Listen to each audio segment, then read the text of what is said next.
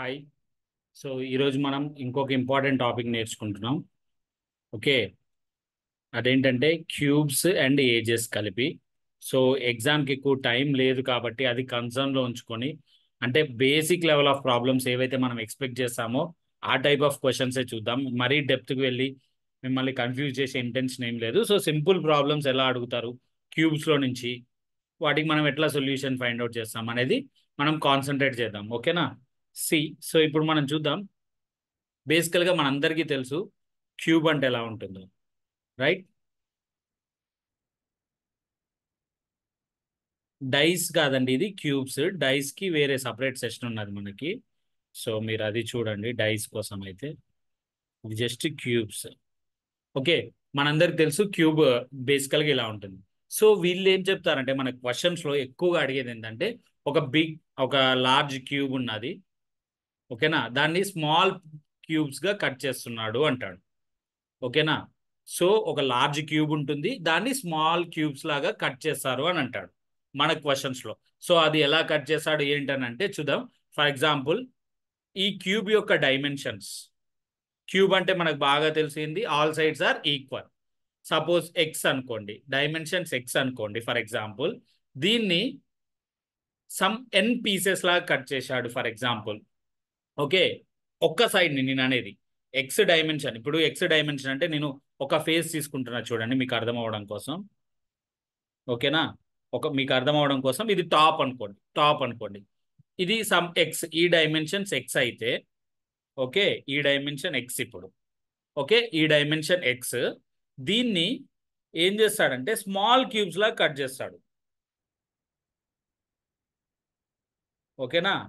Small cube లాగా cut చేశాడు అనుకోండి ఫర్ ఎగ్జాంపుల్. ఓకే, ఈ డైమెన్షన్, ఈ స్మాల్ క్యూబ్ యొక్క డైమెన్షన్ ఏది? స్మాల్ క్యూబ్ యొక్క డైమెన్షన్ వై అనుకోండి. ఓకే, ఎక్స్ అనేదేమో large cube side, okay, Y అనేదేమో స్మాల్ క్యూబ్ సైడ్ అనుకోండి for example. Small cube side అనుకోండి ఫర్ ఎగ్జాంపుల్. సో మనకు ఫస్ట్ దీంట్లో రైజ్ అయ్యేది ఏంటంటే total number of cubes, total number of small cubes, total number of small cubes అనమాట. So మీరు total number of small cubes ఎలా find out చేస్తారు? Actual size ఎంతండి లార్జ్ క్యూబ్ది? ఎక్స్. ఓకేనా? దీన్ని మన లెవెల్లో ఏం చేస్తున్నారు? స్మాల్ క్యూబ్లో ఏ సైజులో కట్ చేస్తున్నారు? Y. X by Y whole cube. ఎందుకు క్యూబ్ అంటే మనకి క్యూబ్కి 3 ఫేసెస్ ఈక్వల్, 3 డైమెన్షన్స్ కదండి. యాక్చువల్గా టు బి ఫ్రాంక్ చెప్పాలంటే మనం ఎట్లా రాయాలి అంటే X into X into X by Y into Y into Y. ఓకేనా? ఇది మనం చేయాల్సింది యాక్చువల్గా. ఎలాగో ఇది క్యూబ్ కాబట్టి మనం ఏం చేస్తున్నాం? X by Y whole cube అంటున్నాం. X by Y whole cube అంటున్నాం. ఓకేనా? యాక్చువల్గా చేయాల్సింది ఇది. ఓకే, ఎట్లాగో క్యూబ్ కాబట్టి మనం ఇట్లా అన్నాం. ఫర్ ఎగ్జాంపుల్ క్యూబాయిడ్ ఇచ్చాడు అనుకోండి, అందరూ జాగ్రత్తగా చూడండి. X into Y into Z. ఎందుకంటే క్యూబాయిడ్ అంటే ఏంది?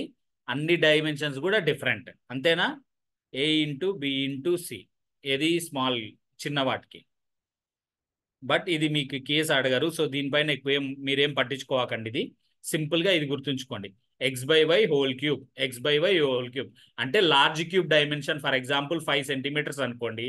స్మాల్ క్యూబ్ 1 సెంటీమీటర్ లా కట్ చేశాడు నీకు. స్మాల్ క్యూబ్ డైమెన్షన్స్ అప్పుడు మీరేం రాస్తారు?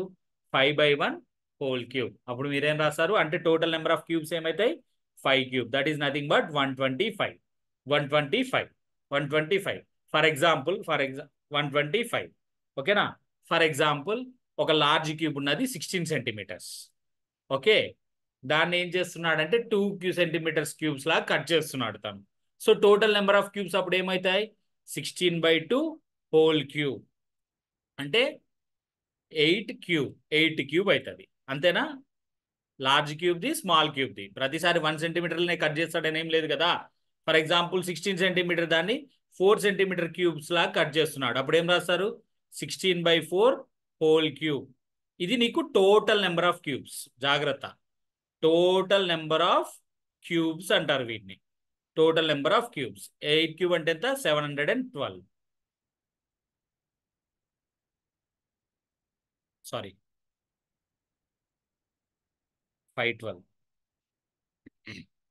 ఓకే 512. అలానే ఇప్పుడు ఇది ఇక్కడ ఎంత అవుతుందండి మనకి 4 క్యూబ్.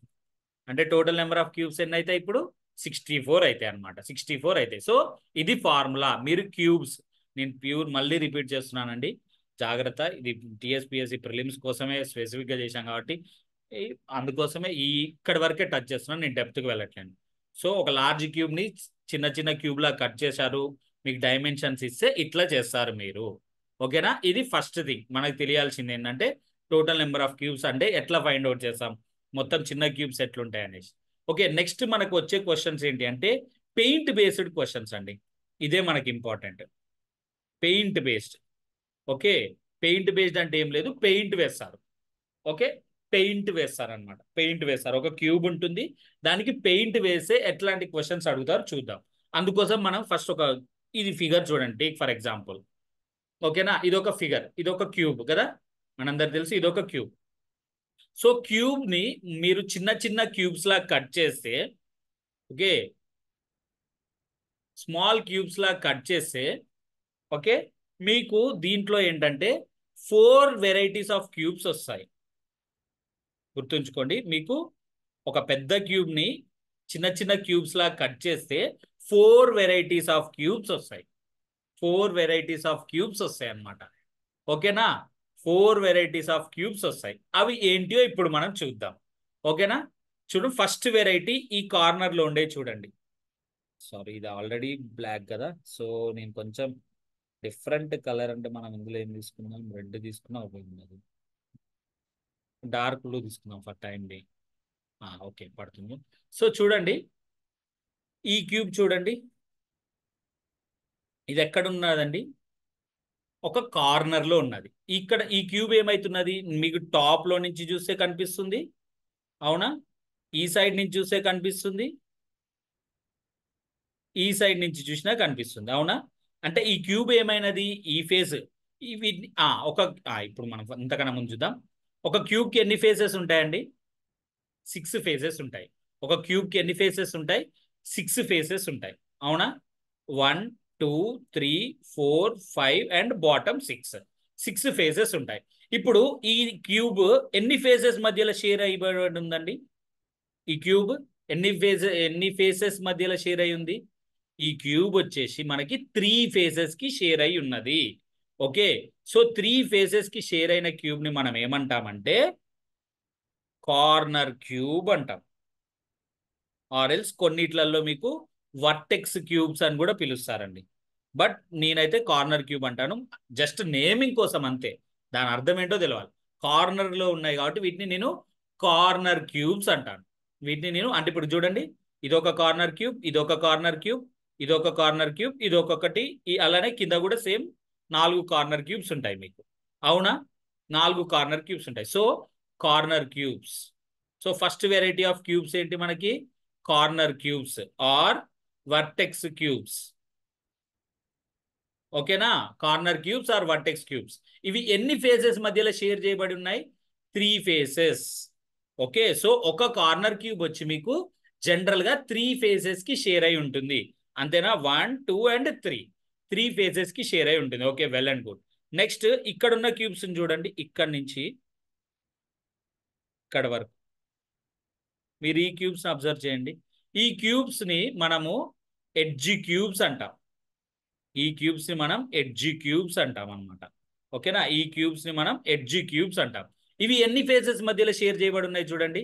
ఇది ఒక ఫస్ట్, ఐ మీన్ టాప్ ఫేసా, నెక్స్ట్ ఈ ఫేస్, 2 ఫేసెస్ మధ్యలోనే షేర్ చేయబడి ఉన్నాయి కదా. సో ఎడ్జి క్యూబ్స్ అనేవి ఎన్ని ఫేసెస్ కి షేర్ అయి ఉంటాయి? నీకు 2 ఫేసెస్ కి షేర్ అయి ఉంటాయి. ఓకే, ఈ జాగ్రత్త వినండి, నెక్స్ట్ ప్రాబ్లమ్స్ ఏముండవు. ఇది అర్థమైపోతే ప్రాబ్లమ్స్ ఈజీగా చేస్తారు అనమాట. సో వీటిని ఏమంటారంటే ఎడ్జి క్యూబ్స్ అంటారు.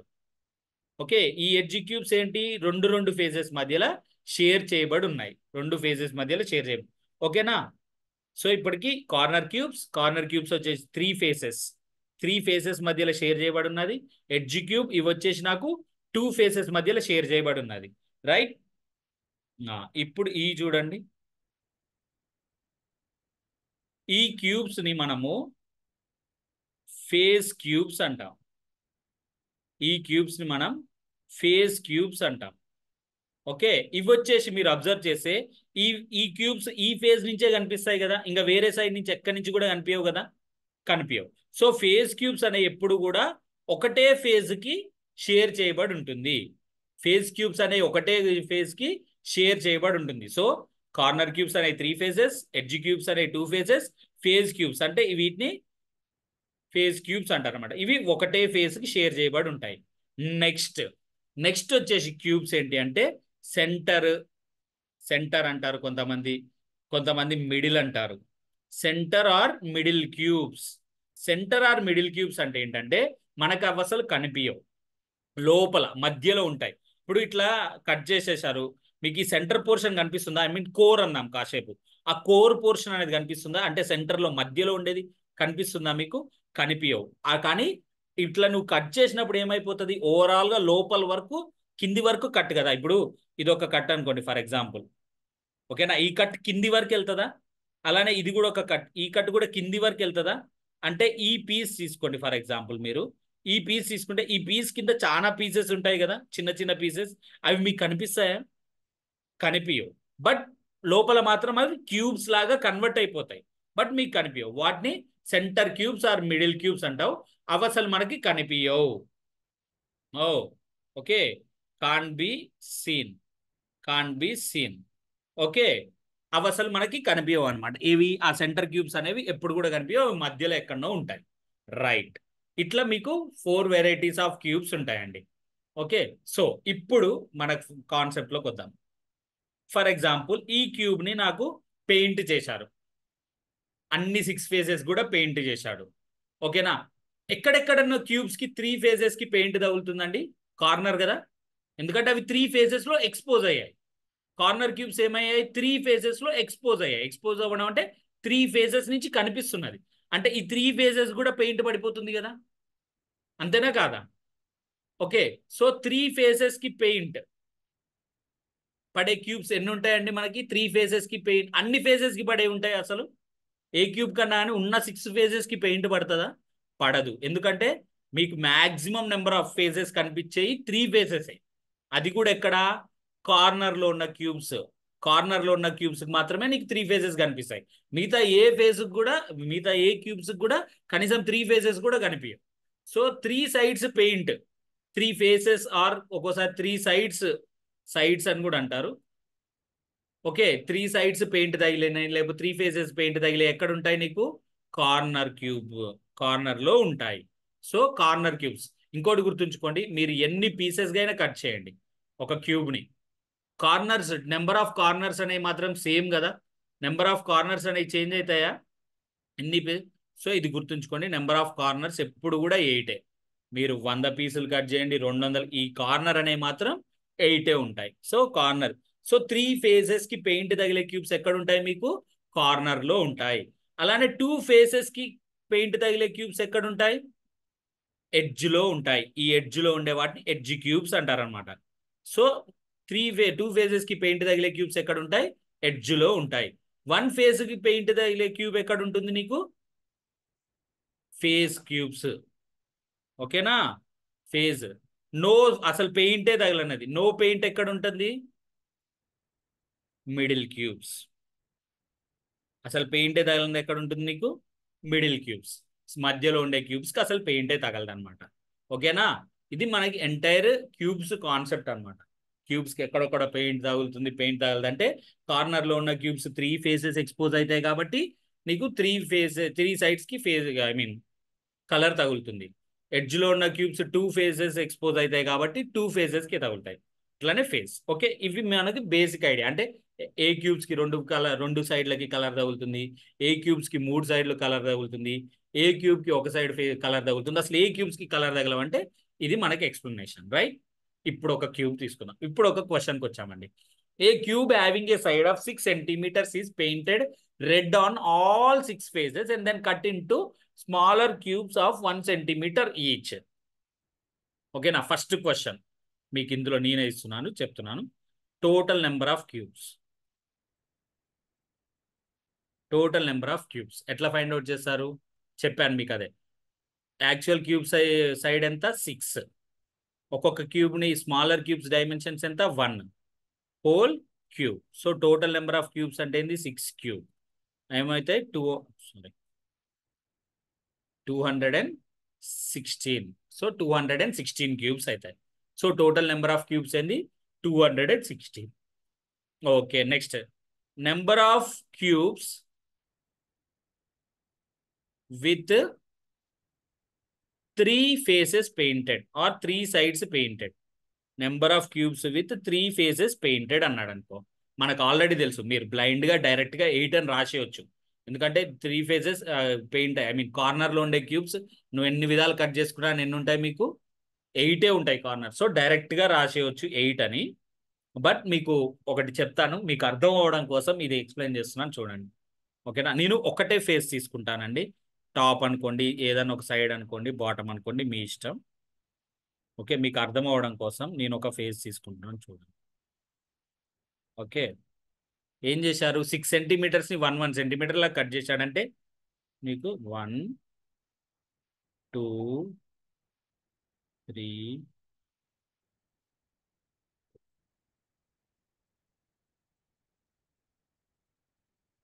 5 and 6 చూడండి. 1 2 3 4 5 and 6. 6 లైన్స్ కొట్టకూడదు, 5 లైన్స్ కొడితే చాలు, ఆటోమేటిక్గా నీకు 6 పార్ట్స్ అవుతాయి. ఓకేనా, సో 1 అట్లానే ఇలా కూడా కట్ చేస్తాం కదా మనం.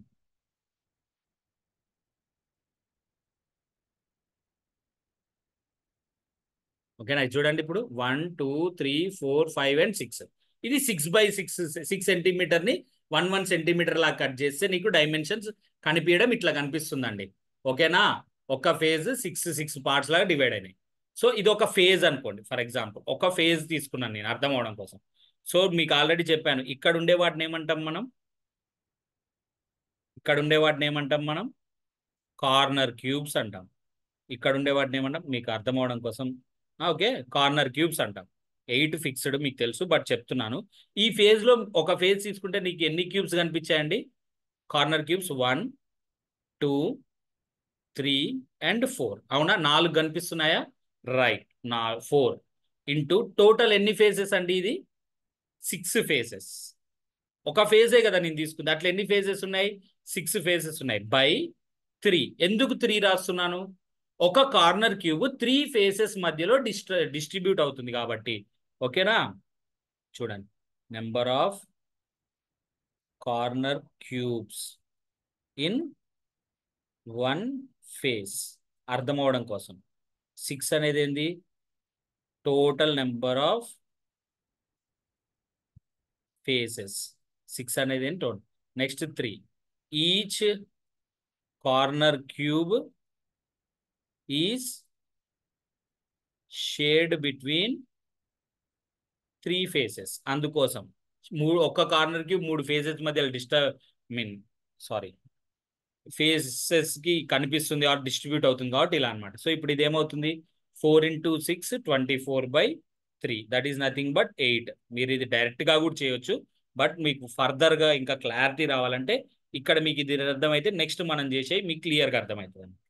So number of cubes with 3 sides faces painted అంటే ఇట్లా సాల్వ్ చేస్తారు. మీరు ఒకటే ఫేజ్ తీసుకుంటారు, క్యూబ్ అంతా డ్రా చేయాల్సిన అవసరం లేదు, ఒకటే ఫేజ్ తీసుకోండి. ఎట్లాగో 8 ఉంటాయి, అసలు 3 సైడ్స్ పెయింటెడ్, మీరు అసలు రిస్క్ చేయవాకండి, సింపుల్ గా 8 అని రాసేయండి. ఓకే, వెల్ అండ్ గుడ్, అయిపోయినది. Next number of cubes with 2 faces painted.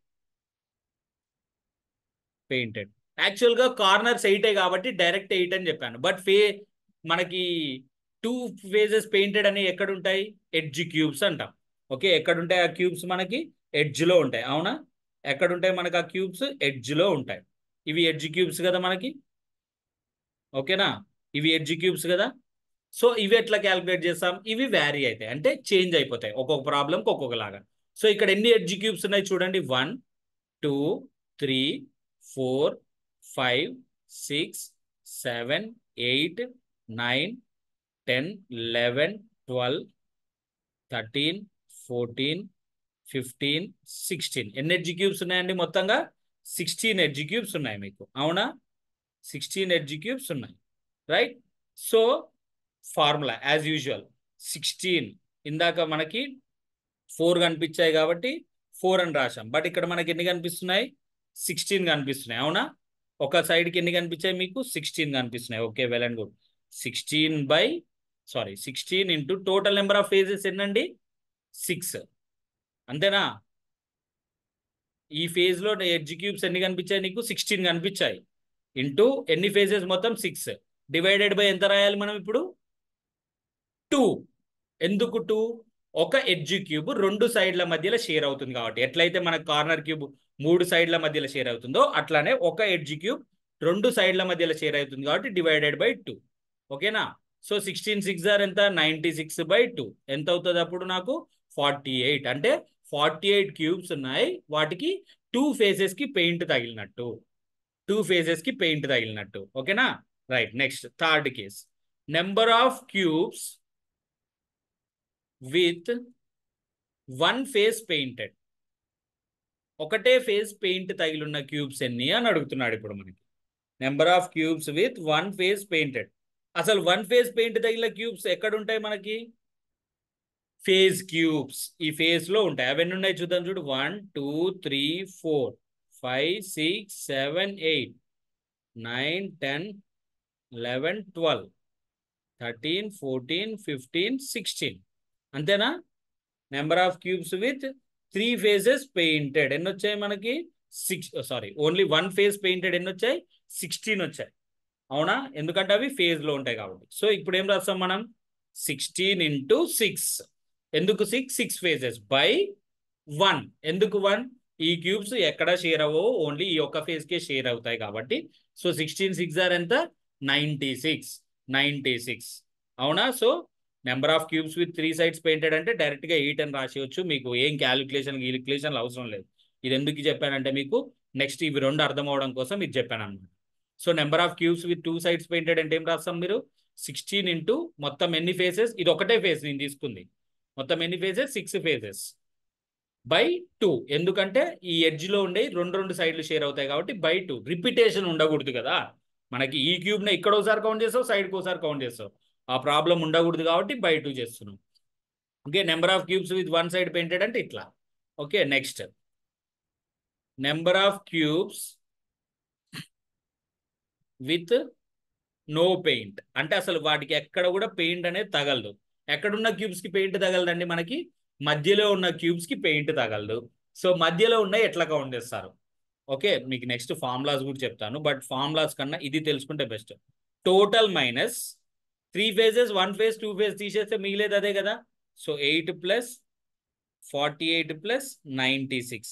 8 plus 48 plus 96 ఏమవుతుంది అప్పుడు? 216 మైనస్ 96 ప్లస్ 8 ఎంత అవుతుంది? 104. 104 ప్లస్ 48 152. 152. రైట్. సో ఎన్ని క్యూబ్స్ అవుతాయండి అప్పుడు? 64 cubes. So there will be 64 cubes with no paint అంటే అసలు వాటికి పెయింట్ అనేదే తగలదు ఇంకా. అంటే వాటికి అసలు పెయింట్ అనేదే తగలదు. ఓకేనా? ఈ ఒక్క ప్రాబ్లంతోనే మీరు అన్ని కూడా సాల్వ్ చేయగలగాలండి. ఇదే మీకు సింపుల్ ఎక్స్ప్లెనేషన్. అయితే ఇక్కడ ఒక్కొక్కసారి ఏమవుతారంటే యాక్చువల్గా మనకి ఇక్కడ ఏం జరిగింది? ఒకటే పెయింట్ వేశారు, సింగిల్ కలర్ పెయింట్ వేశారు. ఓకేనా? అలా కాకుండా ఒక్కొక్కసారి ఏం చెప్తారంటే 3 డిఫరెంట్ కలర్స్ ఆపోజిట్ ఫేజెస్కి వేశారు అంటారు. అప్పుడు కొంచెం జాగ్రత్త. మీరు ఏదైనా ఎగ్జాంపుల్ ప్రాబ్లం చేయండి. నేను ఇప్పుడు ఇక్కడ చెప్పాలంటే అది కొంచెం టైం టేకింగ్, బట్ మీకు ఇదైతే ఓన్లీ సింగిల్ కలర్ పెయింట్ చేసిన క్వశ్చన్కి నేను ఎక్స్ప్లెయిన్ చేద్దాం అనుకున్నాను, అదే ఎక్స్ప్లెయిన్ చేస్తున్నాను. So opposite colour different, I mean 3 red blue green ఇట్లా పెయింట్ చేస్తే ఎట్లా అని అడుగుతాడు. అప్పుడు కూడా సేమ్ అండి, 2 సైడ్ పెయింటెడ్ 3 సైడ్ పెయింటెడ్ అంతా ఓకే. బట్ మీరు ఏం చూడాలంటే రెడ్ బ్లూ కాంబినేషన్. సరే ఎట్లాగో చెప్పుకున్నాం కదా, అది కూడా చెప్తాను చూడండి. ఇప్పుడు సేమ్ కలర్ అయితే ఇంతకు ముందు మీరు సాల్వ్ చేశారు కాబట్టి సింపుల్గా అయిపోతుందండి. ఓకేనా? ఒకవేళ డిఫరెంట్ కలర్ అనుకోండి, ఐ మీన్ ఆపోజిట్ కలర్స్ వేశారు అనుకోండి, ఆపోజిట్ సైడ్స్ అట్లా ఆపోజిట్ ఫేజెస్కి. ఓకేనా? ఇప్పుడు ఇది చూడండి, ఫ్రంట్ బ్యాక్ రెడ్ వేసాడు అనుకో, for example front back red వేసాడు. ఓకేనా? ఇది ఫ్రంట్ లోనేనండి నేను రాసింది, కాకపోతే 3 డైమెన్షనల్ కాబట్టి నాకు అర్థం. సో అందుకోసం నేను ఏం చేస్తానంటే కలర్ మారుస్తాను. రెడ్కి రెడ్ కానీ బ్లూ బ్లూ, ఈ సైడ్ బ్లూ వేసాడు అనుకో, ఓకేనా. ఇది బ్యా బ్యా బ్యాక్ అండి ఇది, ఓకేనా. ఇది బ్యాక్, ఇదేమో ఫ్రంట్లో రెడ్, ఓకేనా.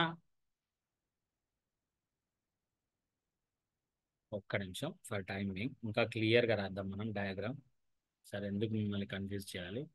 సో ఇది అయితే అడగరనే అనుకుంటున్నాను నేను మోస్ట్ ప్రాబబ్లీ, బట్ చెప్పలేం కదా, పరిస్థితి ఏదైనా అడగవచ్చు మీకు. సో అందుకోసం తెలియడం కోసం ఇవన్నీ మన కష్టాలు. ఓకే, సో ఇది ఫ్రంట్ బ్యాక్ రెడ్ రెడ్ అనుకోండి, front and back. Okay, front back red red, top and bottom green green. Green రావట్లేదు.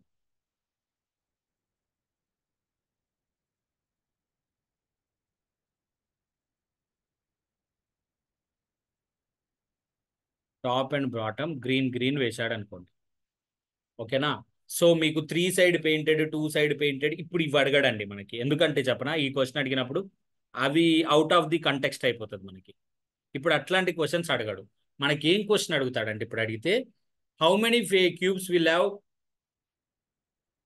ఓన్లీ గ్రీన్ అంటాడు. ఓన్లీ గ్రీన్ అంటాడు.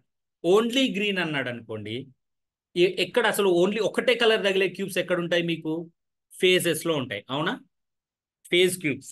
సో ఎన్ని ఫేజెస్ కి మీకు గ్రీన్ ఉంటుంది? 2 ఫేజెస్ కి ఉంటుంది, రైట్. ఇందాక మీరు ఏం చేశారు, ఇంటూ 6 మల్టిప్లై చేశామా, ఎందుకంటే అన్ని కూడా సేమ్ కలర్ కాబట్టి. ఇప్పుడు మీరు చూడండి, ఫర్ ఎగ్జాంపుల్ ఇందాకటి క్వశ్చనే అనుకోండి, కాసేపు ఇందాకటి క్వశ్చనే అనుకోండి, ఏది 6/6 ఉంది కదా మనది. సరే, 5/5 తీసుకుంటాను ఈజీనెస్ కోసం. 1 2 3 4, ఓకే, 5/5 తీసుకున్నాను. 5/5 cube 1 centimetre 1 centimetre 1 centimetre cut చేశారు అనుకోండి ఫర్ ఎగ్జాంపుల్, ఓకేనా. సో ఎన్ని ఫేస్ క్యూబ్స్ ఉన్నాయి చూడండి, 1 2 3 4 5 6 7 8 9. ఓకే, గుడ్, 9 ఉన్నాయి. సో ఓన్లీ గ్రీన్ అంటే ఏంది? ఒకటే కలర్ తగిలే ఎక్కడ ఉంటాయి? ఫేజ్ లో ఉంటాయి.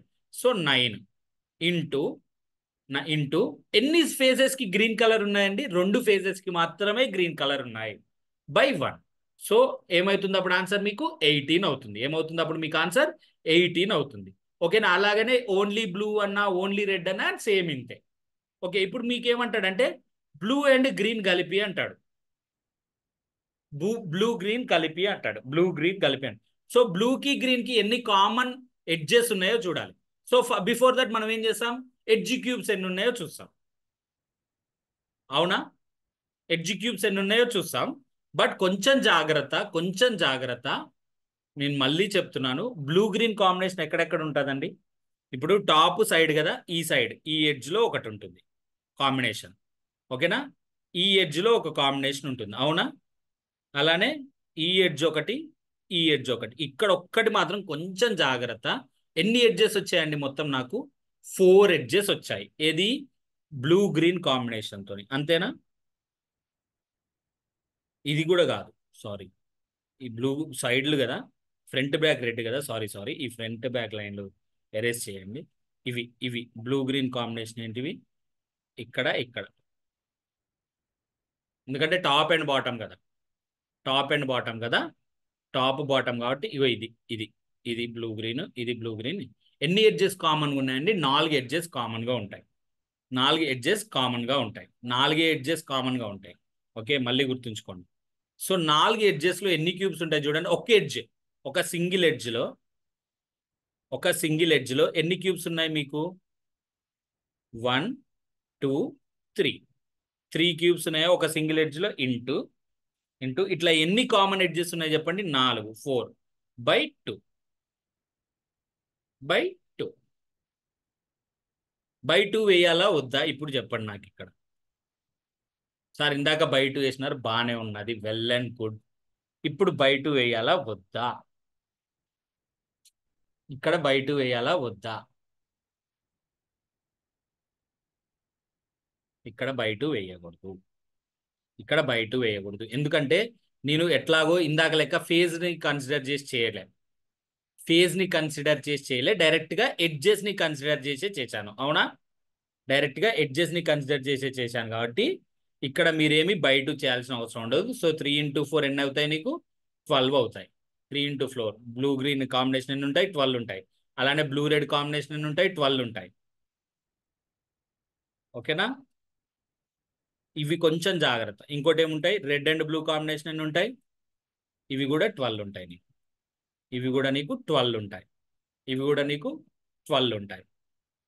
లేదు ఇట్లా అర్థం కాలేదు సార్ నాకు ఇదంతా క్లమ్సీ ఉందంటే ఫస్ట్ ఆఫ్ ఆల్ మొత్తం ఎడ్జ్ క్యూబ్స్ ఎన్ని ఉన్నాయో క్యాలిక్యులేట్ 1 2 3 4 5 6 7 8 9 10 11 12 అంతేనా? 12 కదా? 12 కదా? Okay good. Edge cubes 12. So 12 into మొత్తం ఎన్ని ఫేజెస్? 6 బై 2. 2 1 2 3 మొత్తం ఎన్నండి? 36. 36. ఇక్కడ మీకు 2 సైడ్స్ కాంబినేషన్స్ ఎన్ని కాంబినేషన్స్ పాసిబుల్ అండి? 3 కాంబినేషన్స్ కదా. Red and blue, okay, next blue and green, next green and red. ఇవే కదా 3 కాంబినేషన్. 3 కూడా ఈక్వల్ గానే కదా పాసిబిలిటీస్.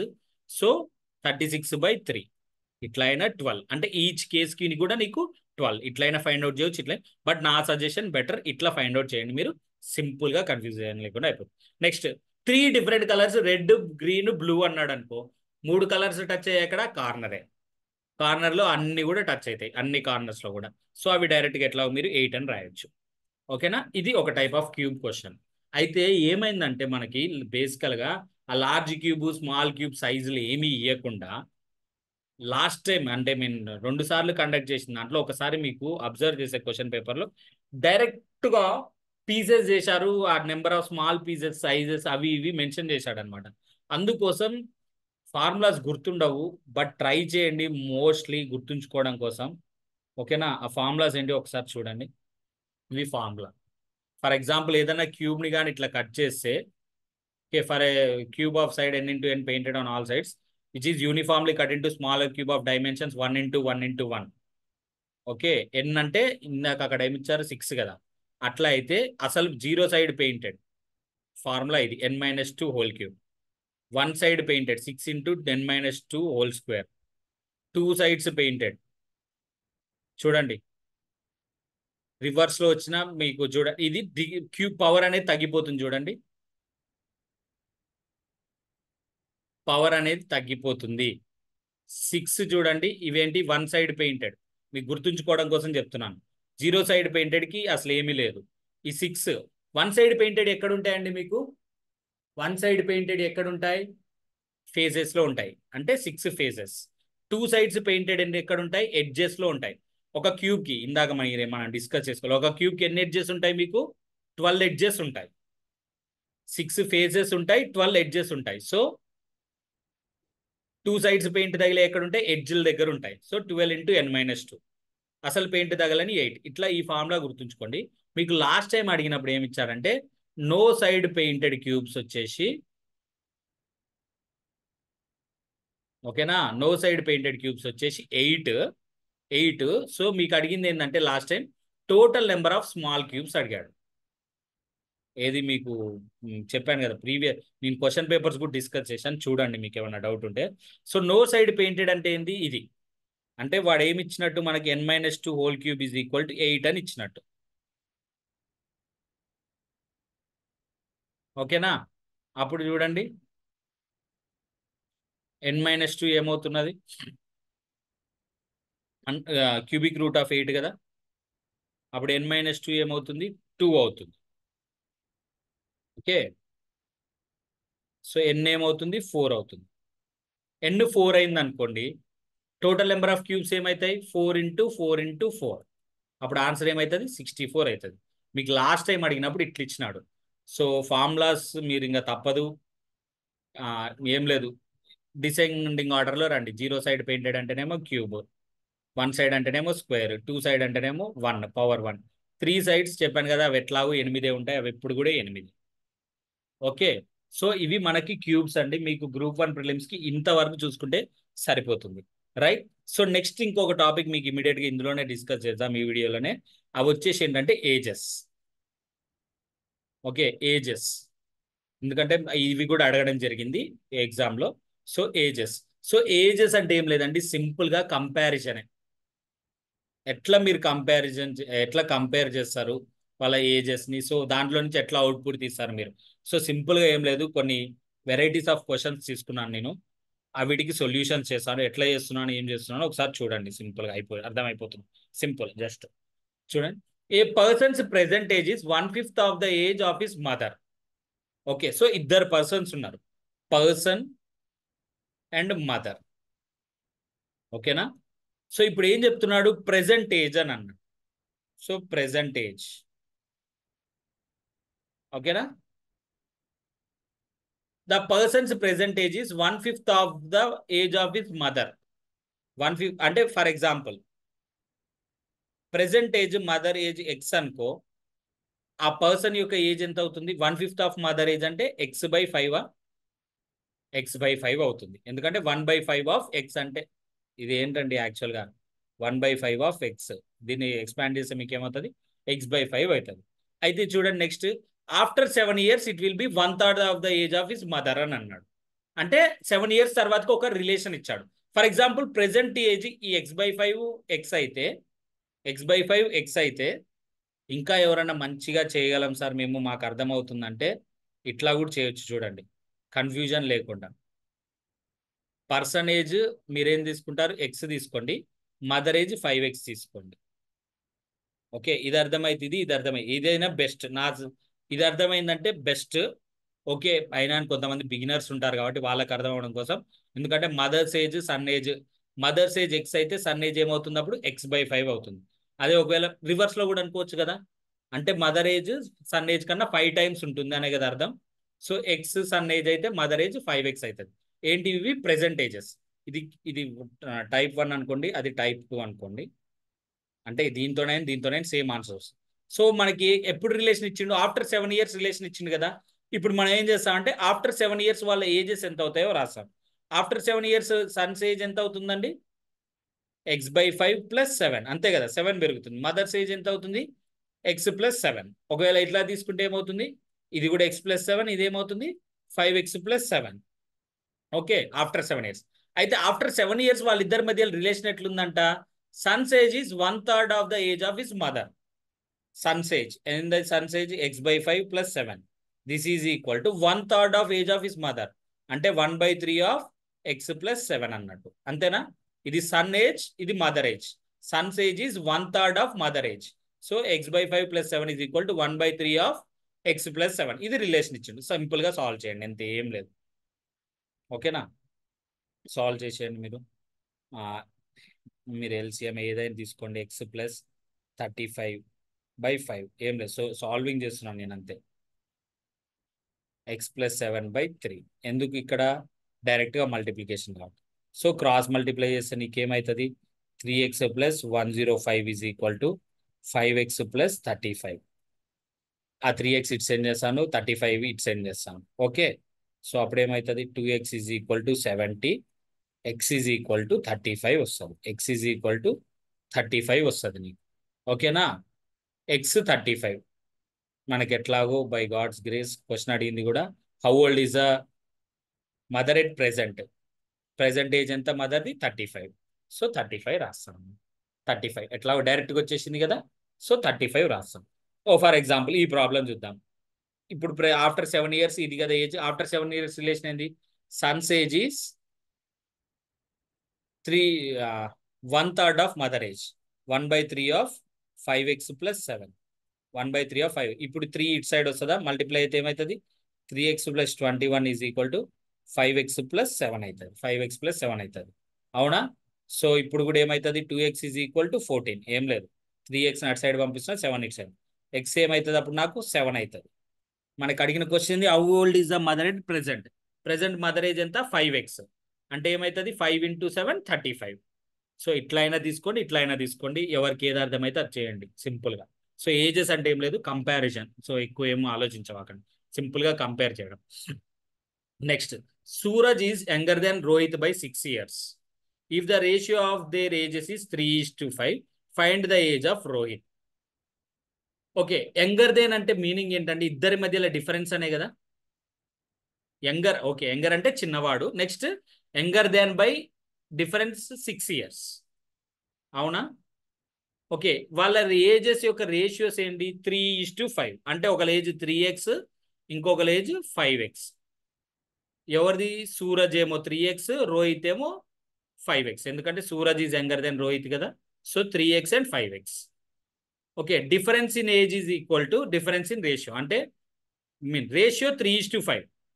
ఏది? Suraj is to Rohit ratio ఏంటి? 3:5. అప్పుడు మనం ఏం తీసుకోవచ్చు? వాళ్ళ ఏజెస్ని 3x 5x అనుకోవచ్చు. 3x 5x అంటే డిఫరెన్స్ ఎంత ఇచ్చిండు మనకి? 6 years. అంటే 5x minus 3x is equal to what? 6. 2x is equal to 3. Sorry. 2x is equal to 6. X is equal to 3. X is equal to 3. వాళ్ళు మనకి ఏం అడిగారు? What is the find the age of Rohit. Rohit age ఎంత? 5x. అంటే 5 into 3 that is nothing but 15. 5 into 3 15. So Rohit age వచ్చేసి ఎంత అవుతుంది? 15 అవుతుంది. లేదా ఇంకా మీరు మంచిగా ఉన్నాం సార్ రేషియోస్లో మేము తోపు అంటే డిఫరెన్స్ ఇన్ రేషియో ఎన్ని? 2 parts. అవునా? Difference in age 6 years. Okay, difference in ratio 2 అని అంటలేదు నేను, 2 parts అంటున్నా. ఎందుకంటే రేషియోస్ని మనం పార్ట్స్లో అంటాం. 3 parts is to 5 parts. So 1 part value ఏమవుతుంది అప్పుడు? 3 years అవుతుంది. ఓకేనా? సో రోహిత్ ఏజ్ ఎన్ని పార్ట్స్? 5 parts. 5 parts ఎంత అవుతుంది? 15 years. సో ఇట్లయినా చేయొచ్చు, లేకపోతే అజంప్షన్ 3x 5x అనుకొని ఇట్లయినా చేయొచ్చు. ఎట్లా తీసుకున్నా మీకు ఆన్సర్ వస్తుంది. Next, in 12 years m will be thrice old as n was 12 years ago. Okay, ఒక 12 years తర్వాతకి, ఇన్ 12 years అంటే ఏంటంటే 12 ఏళ్ళ తర్వాతకి అని. 12 years ఆఫ్టర్ 12 years అని మీనింగ్. ఓకేనా? m will be thrice old as n as 12 years ago. n 12 years ago ఉంటే ఎంత? ఓకే, సో ఇప్పుడు చూద్దాం. నెక్స్ట్, ప్రెసెంట్ కేస్ మనకి ఏమి ఇవ్వాలి? If m is now 8 years older than n. Okay, so m n ఇద్దరా persons. Okay, so వాళ్ళ present ages ఎట్లున్నాయి? m is now 8 years older than n కదా. సో నేను ఫర్ ఎగ్జాంపుల్ n ని x అనుకున్నాను అనుకోండి. ఎందుకు n ని x అనుకున్నా అంటే మనకి ఎట్లా ఫైనల్గా కనుక్కోమన్నది కూడా n ఏజే కదా, ప్రెసెంట్ ఏజ్ ఆఫ్ n. అందుకోసం n ని x అనుకున్నాను. ఒకవేళ ప్రెసెంట్ ఏజ్ ఆఫ్ m అని ఉంటే దీన్ని x అనుకునేవాడిని, ఇంకొంచెం ఈజీ ఉండడం కోసం. ఓకేనా? So n present age x అయితే m ఏజ్ ఎంత అవుతుంది? m ఈజ్ 8 years ఓల్డర్ కదా, అంటే ఎక్కువగా ఉండాలి కదా. అంటే m ప్రెసెంట్ ఏజ్ ఎంత? x + 8. ఓకేనా? గుడ్. ఇప్పుడు ఇన్ 12 years అన్నాడు. అంటే ఒకవేళ ఆఫ్టర్ 12 years వాళ్ళ ఏజెస్ ఏమైతే చూడండి. ఆఫ్టర్ 12 years x + 8 + 12, అంతేనా? అప్పుడు ఏ ఓవరాల్గా x + 20 అవుతుంది. ఇది ఎంత అవుతుంది? ఉత్తి x + 12, ఎందుకంటే already x + 12. Okay, in 12 years అంటే after 12 years m will be thrice old as n 12 years ago. చూడండి, 12 years ago కూడా మనకు కావాలి. 12 years. సో ఆఫ్టర్ అంటే ఏం చేసాం? ప్లస్ చేసాం కదా. ఇప్పుడు ఎగో అంటే వెనక్కి వెళ్ళాలంటే ఏం చేయాలి? మైనస్ చేయాలి. అంటే x + 8 - 12 చేయాలి. అప్పుడు ఏమవుతుంది? ఇది x - 4 అవుతుంది. ఇది ఎంత అవుతుంది నీకు? x - 12 అవుతుంది. అవునా?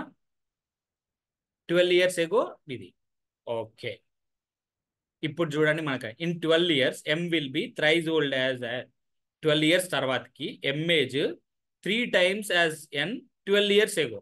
అంటే ఇప్పుడు రిలేషన్ దీనికి దీనికి మధ్యలో ఇచ్చినట్టు. ఓకేనా?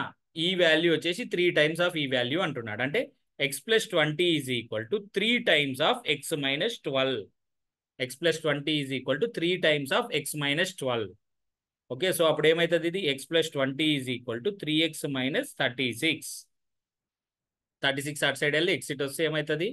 56 is equal to 2x. x is equal to ఏమవుతుంది? 28 అవుతుంది. సో మనకి ఎట్లాగో అడిగిన క్వశ్చన్ కూడా అదే కదా. మనకు అడిగిన క్వశ్చన్ కూడా అదే, ఎక్సే డైరెక్ట్గా ఎట్లా. What is the present age of n? Present age of n ఏంటి? x 28. వాళ్ళు ఏది అడిగితే అది ఎక్స్ వాల్యూ అందులో సబ్స్టిట్యూట్ చేసి రాస్తాం అన్నమాట. ఓకేనా? Right. The ratio of CMOS age to the age of our mother. So 2 persons ఉన్నారు, Seema mother is 5:12. The difference of the age is 12 years. So present 5:12 అంటే ఏమైతే రాసుకోవచ్చు మనం?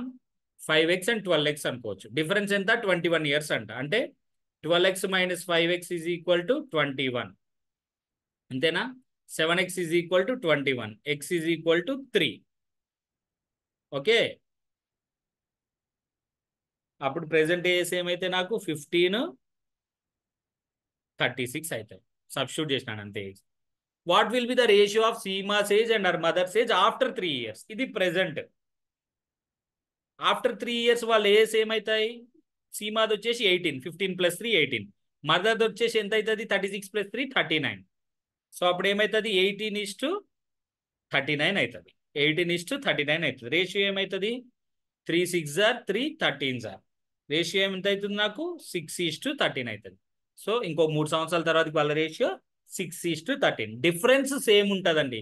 ఇద్దరి మధ్యలో ఏజ్ డిఫరెన్స్ అనేది ఎప్పుడు కూడా 21 years ఉంటుంది, కానీ రేషియో అనేది మారుతుంది. అది మీరు గుర్తుంచుకోండి. 6:13.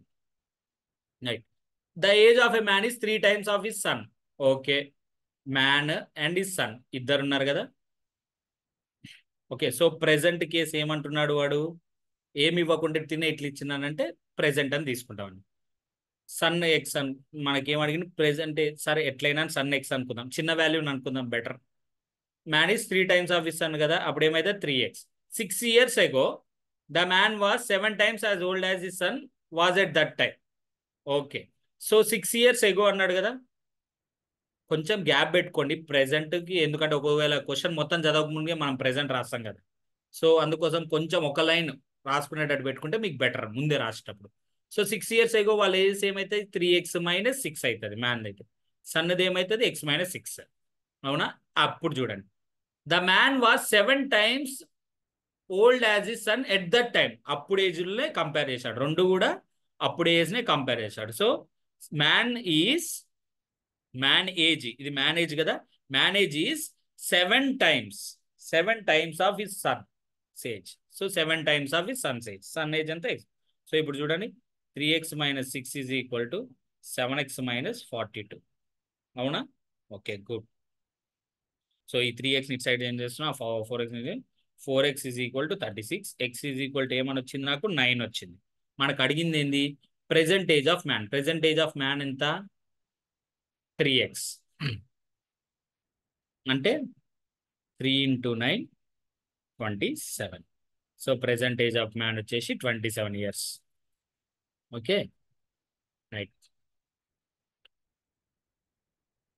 What is Aman's present age if after 20 years his age will be 10 times his age 10 years back? ఒక్కడే పర్సన్ అమన్ గురించే డిస్కషన్ అవుతుంది చూడండి. ప్రెసెంట్ ఫ్యూచర్ ని కలిపినాడు, అంటే ఫ్యూచర్ ని పాస్ట్ ని. ప్రెసెంట్ ఎక్స్ అనుకుందాం అమన్స్ ఏజ్, ఎందుకంటే అదే అడిగింది కాబట్టి. Okay, if after 20 years, after 20 years తన ఏజ్ ఎంత అవుతుంది? x + 20 అవుతుంది. అవునా? Will be 10 times his age 10 years back. So 10 years back ఎంత అవుతుంది ఏజ్ తనది? x - 10. ఓకే, ఇప్పుడు ఈ రెండింటి మధ్య రిలేషన్ ఇచ్చిన అనమాట. If after 20 years his age will B 20 times of his age 10 years back. ఈ ఏజ్కి ఈ ఏజ్కి రిలేషన్ ఇచ్చాను చూడండి. x + 20 ఎంత టైమ్స్ ఉంటాయంటే 10 times ఆఫ్ x - 10 ఉంటుందంట. సో ఇది సాల్వ్ చేస్తాం మనం. x + 20 is equal to 10x - 100. అంతేనా? యా,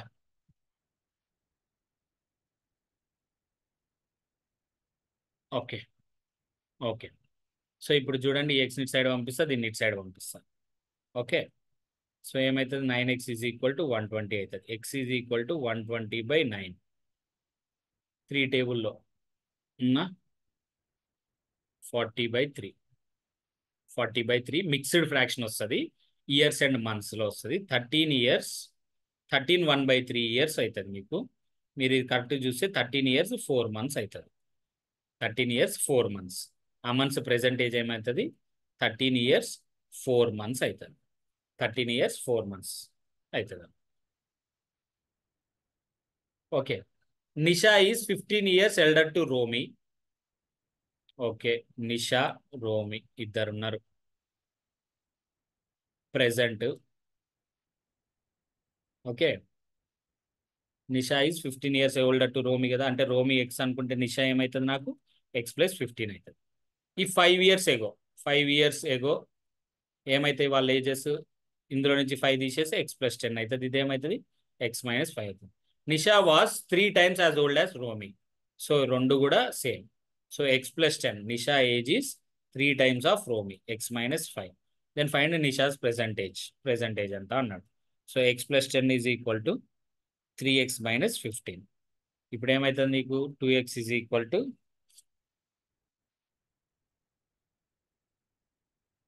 25 అవుతుంది. ఎక్స్ ఈజ్ ఈక్వల్ టు 12.5 అవుతుంది. ఓకేనా. సో ప్రెసెంటేజ్ ఎంత అవుతుందండి మనకి, నిషాస్ ప్రెసెంటేజ్ అంటే 27.5 years అవుతుంది. డెసిమల్లో కూడా రావచ్చు, నో ప్రాబ్లం. లేదా 27 years 6 months అని కూడా అనొచ్చు. ఓకే, ప్రాబ్లం ఏం లేదు, ఎట్లయినా అని నో ప్రాబ్లం. సో ఇవి మనకి ఏజెస్. ఓకే, సో కొంచెం జాగ్రత్తగా ప్రాక్టీస్ చేయండి. ఈ రెండు కాన్సెప్ట్స్ నుంచి క్వశ్చన్స్ రావచ్చు. ఏం లేదు, ఏజెస్ అంటే కంపారిజన్. ఇట్లా పెన్ను పెట్టి రాయండి, మీకు క్లియర్గా వస్తుంది. గాల్లో లెక్కలు చేయవకండి. ఓకేనా. ఏమైనా డౌట్స్ ఉన్నా, ఏమన్నా ఇంకేమైనా క్వైరీస్ ఉన్నా అని చెప్పండి. కమెంట్ సెక్షన్లో నేను క్లియర్ చేయడానికి ట్రై చేస్తాను. Right, thank you.